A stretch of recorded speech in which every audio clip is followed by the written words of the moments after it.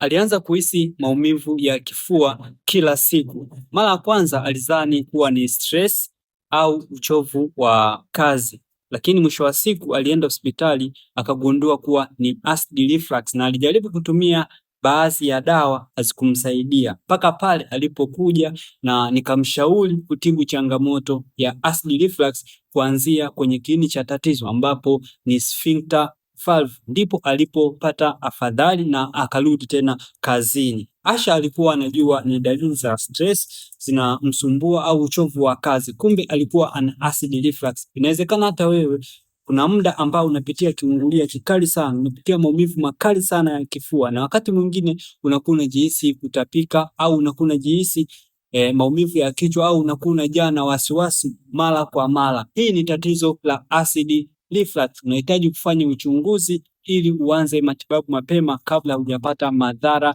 zaidi. Nimesaidia watu wengi sana wenye changamoto ya acid reflux na wameweza kurejea kwenye maisha yao ya kila siku. Utafute namba ipo kwenye bio, nitakusaidia namna gani unaweza kuondokana na changamoto ya acid reflux.